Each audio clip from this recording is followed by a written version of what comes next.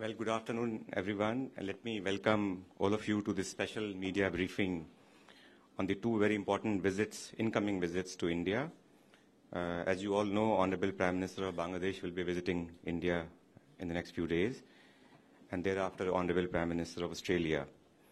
To brief you on these visits, I have two of my colleagues, Joint Secretary South, Shri Jaideep Majumdar, and Joint Secretary Bangladesh Myanmar, Mrs. Sripriya Ranganathan.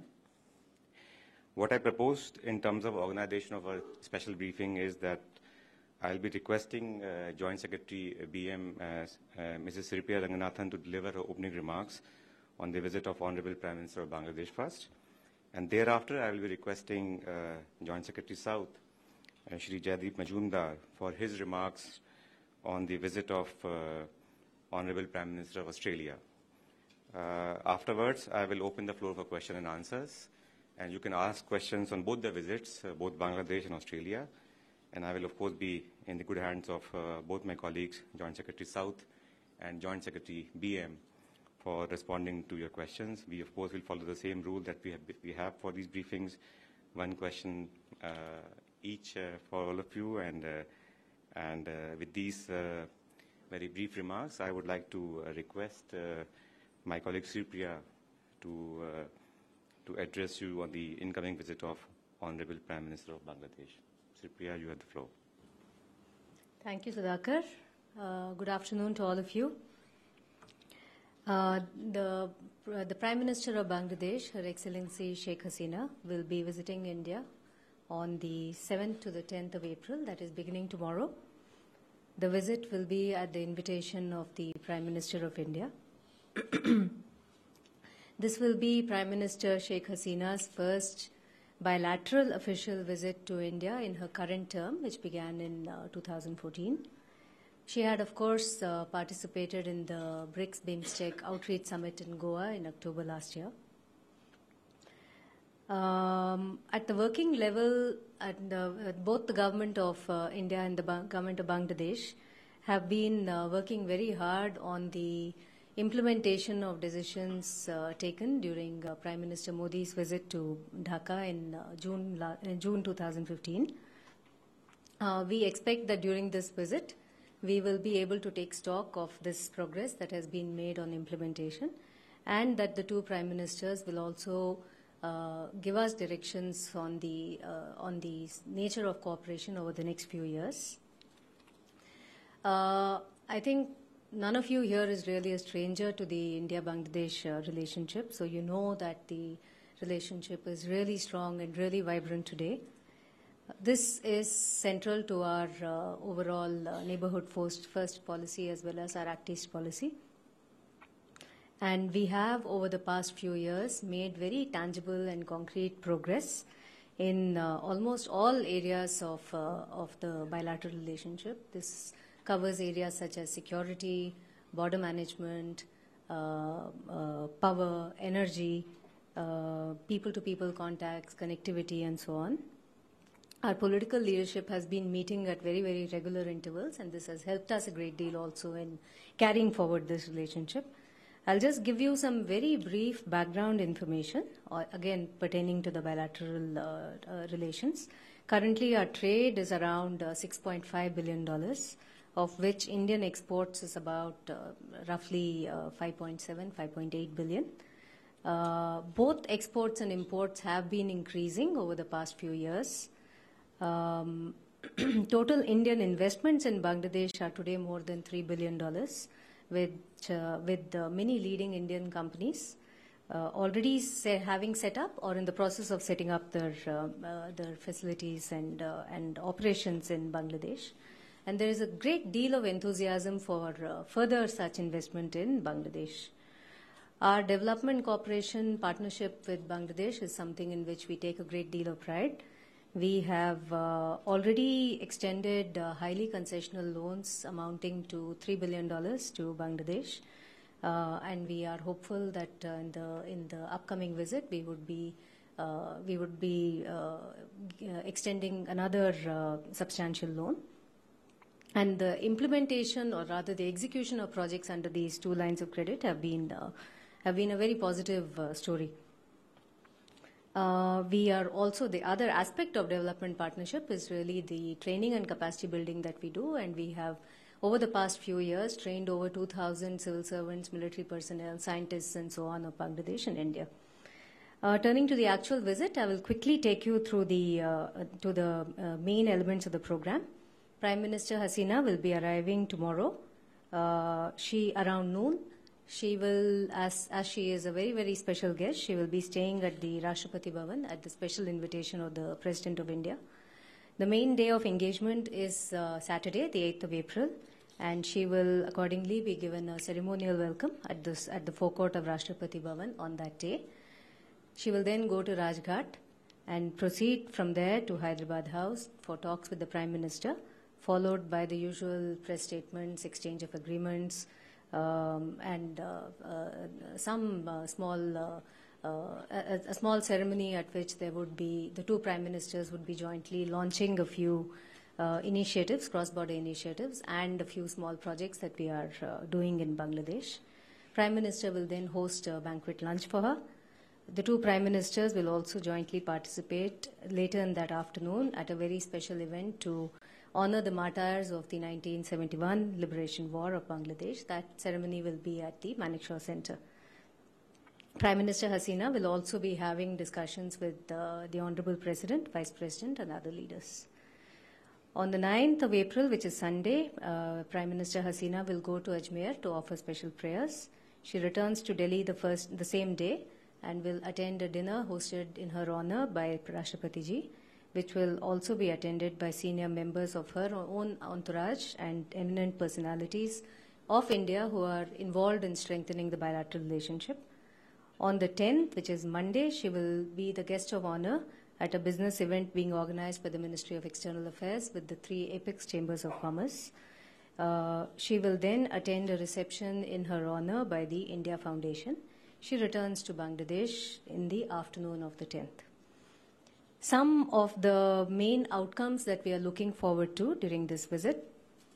We are still in the process of giving the final touches to the joint statement, which we'll issue at the end of this visit, which I hope all of you will read once it is out in the public domain, because I think that will give a very clear vision of what the two countries look forward to in the relationship.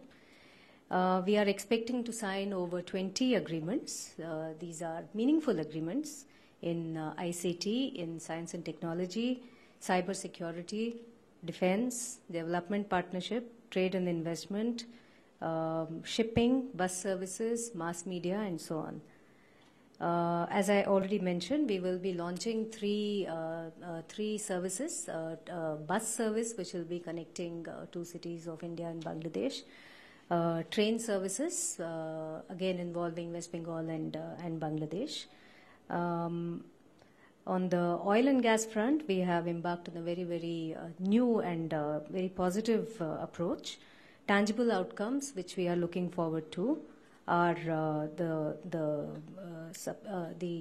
finalization of a long-term arrangement for supply of high-speed diesel to Bangladesh, which we believe will help the people of North Bangladesh in particular to get reliable and cost-effective access to diesel. We are also involved in various upgradation projects in Bangladesh, in which the expertise of Indian companies is being put to good use. All in all, we believe that this is a very, very special visit, and we expect that this will take our partnership to just that one level higher. Thank you very much. Well, thank you very much, Supriya, for giving us a fairly, I must say, comprehensive assessment of our special ties and expectation from the visit. I think with this, I will request Jaideep, Joint Secretary South, for his remarks on the visit of Honorable Prime Minister of Australia. Thank you, Sudhakar. So as Sudhakar has informed you, the Prime Minister of Australia, the Honourable Mr. Malcolm Turnbull, MP, is paying a state visit to India at the invitation of our Prime Minister from 9th to 12th April. This would be Prime Minister Turnbull's first visit to India. As you all remember, former Prime Minister Tony Abbott had visited India in September 2014. It was the first head of government level visit for this new government at that time. And this was followed by our Prime Minister's visit to Australia.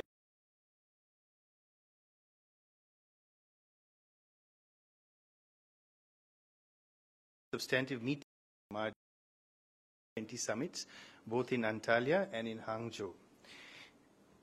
The Australian Prime Minister will begin his visit with a ceremonial guard of honor at Rashtrapati Bhavan on 10th April, followed by wreath laying at Mahatma Gandhi Samadhi at Rajghat. The External Affairs Minister will call on him, and this will be followed by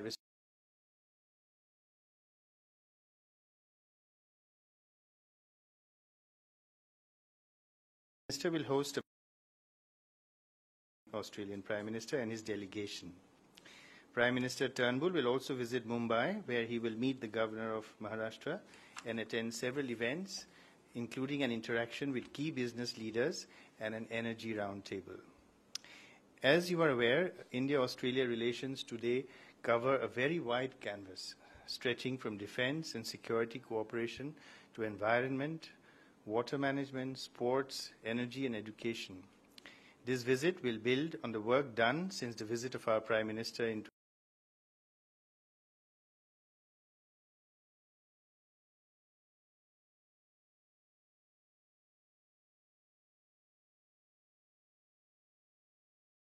and multi-faceted before, and both Prime Ministers and governments are committed to carrying this forward. Reflective of this breadth of engagement, a number of MOUs and agreements in the field of security, environment, sports, S&T, health, etc. are to be concluded during the visit. In keeping with the vast potential that both sides see in economic and commercial engagement, a high-level business delegation is also expected from Australia. Australia has invested about $7 billion in India and are keen to ramp up that level of investment engagement. As you all know, education and skills development is a key area of our engagement with Australia. More than attracting Indian students to Australia, there are about 60,000 Indian students who study in Australia today, and Australia is the second highest destination for Indian students.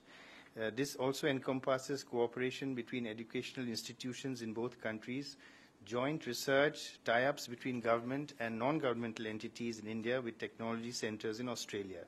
The extent of this bilateral engagement will be in full view during the visit, with a large number of tie-ups in this sector.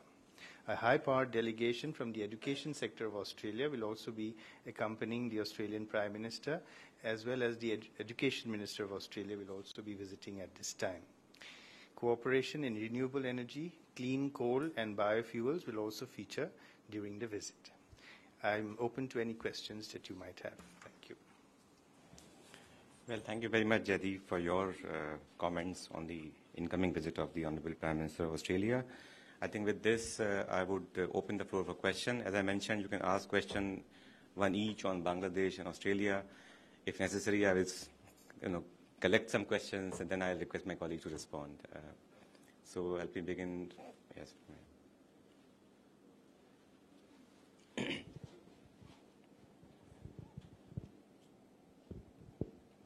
Seema Guha, I wanted to ask about Bangladesh. Is there going to be a defense agreement? Because there were reports in the Bangladesh press that India had asked for a 25-year long agreement, and they had said no. What is the position now?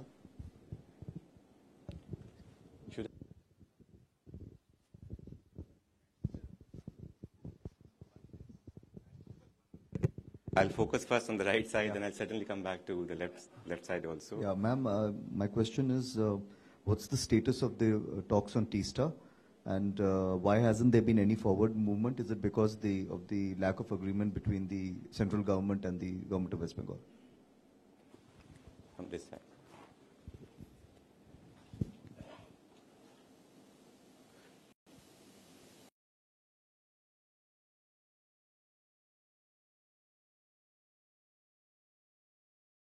To come with Bangladesh, because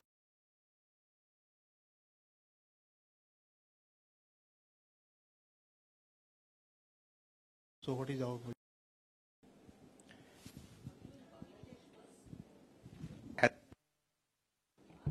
both questions on both the visits, and we will request Jaideep and Sripriya to respond. So I'll take one more question, maybe from the back, from the back next to the camera. Regarding Australia, the Australian government, I know, has said that key issues for a trade deal are access to Indian food markets, agricultural products, and also tariffs on wine. Is there any inclination from the Indian side to compromise on those things? And what is important in terms of access from India's point of view? Well, thank you very much. Let me request first Sripriya to respond to questions on Bangladesh, on defense cooperation, on cooperation on Teesta waters, development projects in Bangladesh, and then I'll request Jaideep to respond to questions on trade and investments vis-a-vis Australia. Thank you. I will take this in the order in which they came. As far as the defense cooperation is concerned, we do indeed intend to sign an MOU, in fact 2 MOUs with Bangladesh during the upcoming visit. One is a kind of a framework MOU on defense cooperation, and that provides a structure for the defense-based engagement over the next few years. I do not think it's a 25-year long MOU, but it is our typical MOUs and agreements are for a period of 5 years, and I believe that this is also for the same period, subject to renewal, usually on automatic mode. So this agreement provides a framework for the kind of engagement that we hope to continue to have with Bangladesh going forward, and also provides for defense R&D, defense supply, and so on and so forth. The second MOU is for more for the aspect of, again, making it possible for Bangladesh to source some of its defense-based equipment and supplies from India. The issue of Teesta, I think you asked. It remains work in progress. You know that the commitment of the Government of India to finalizing the interim agreement on water sharing of the Teesta River is there. This was conveyed in fairly categorical terms by Prime Minister when he went also last year. But what he also conveyed at that time is that India is a federal structure, and we need to have the full and unstinted support of the state government involved in this, and that is still that is the portion which is work in progress, because I think there is still some degree of doubts that have been expressed by the state government on what will be the implications of such an accord for the people of West Bengal. So until that is resolved, this remains a challenge that we continue to pursue, but which we have still not reached closure on. As far as your question about what are we doing on the development cooperation side with Bangladesh, I would say my answer is, you name it, we are doing it. Whether it is I mentioned that we are doing a lot of training and capacity building, and that is something which we are expanding further in the course of this visit. We are looking forward to signing, in fact, entering into a more concrete arrangement for starting training of Bangladeshi judicial officers, which is at the request of the Bangladesh side. We have received interest in using Indian concessional finance for various ambitious infrastructure development projects in Bangladesh.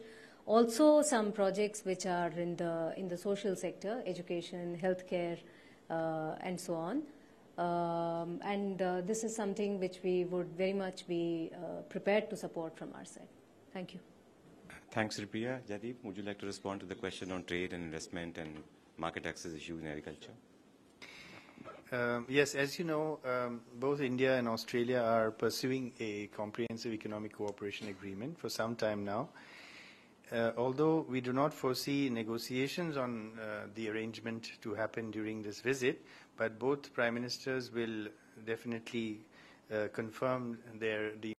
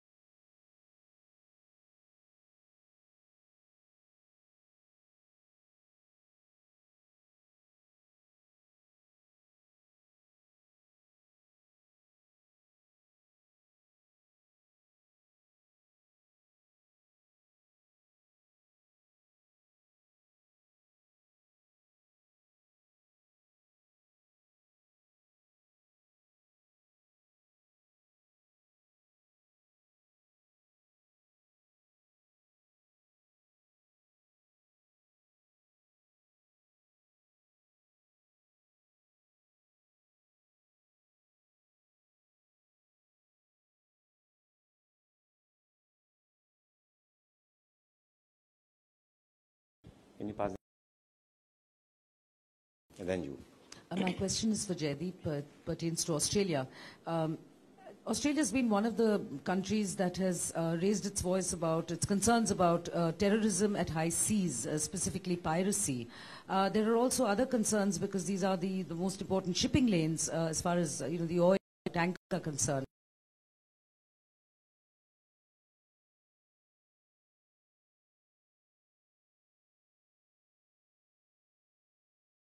Question. My question is on Bangladesh. I believe an agreement is also likely in the field of nuclear sector. Can you?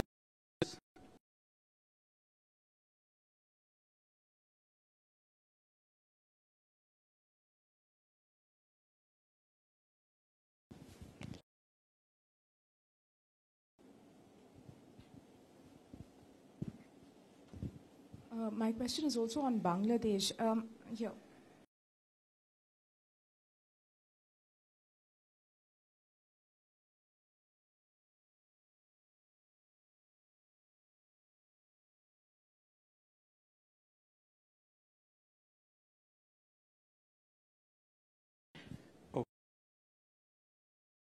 To address these 4 questions, and then I'll take another set of questions from all of you. Sripriya, would you like to go ahead first? Somebody here, I'm afraid I'm slightly fuzzy, but somebody asked about Islamic terrorism and the IS. I think what I would like to say here is that on all aspects of security, including the containment of radicalization and Islamic terror in the region, the cooperation between the government of India and the government of Bangladesh.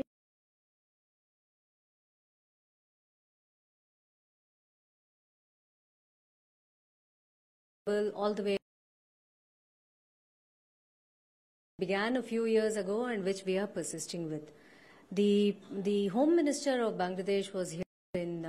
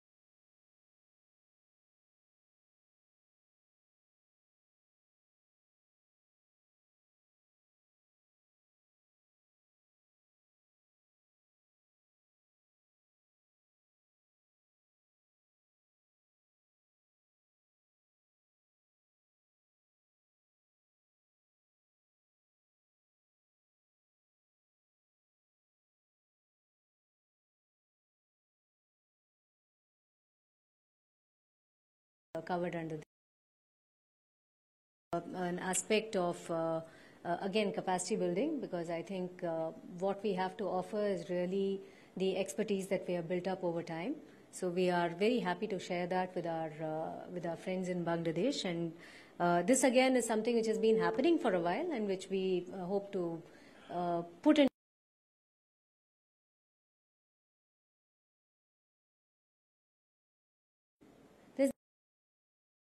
Plant. This is a framework agreement. So it could going forward, if Bangladesh wishes us to involve ourselves in that, we would. Loan.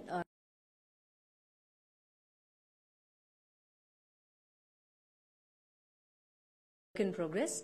But I can tell you that it would indeed be substantial, and it is on the same, I mean, the same terms as we have offered for our past two loans, and for the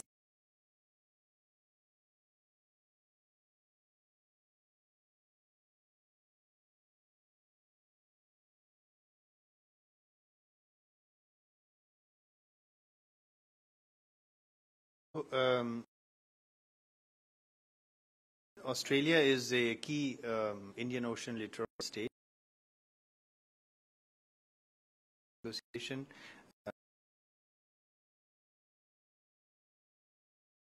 It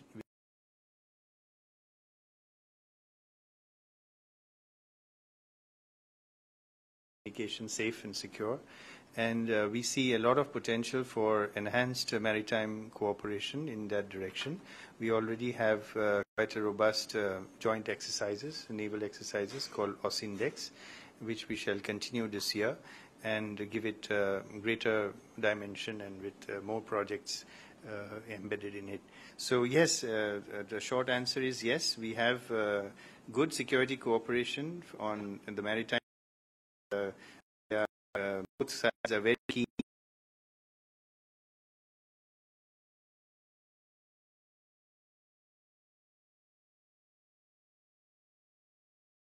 Update on the Agartala-Akura railway line project. Yes. This is again for Shipia. It's widely reported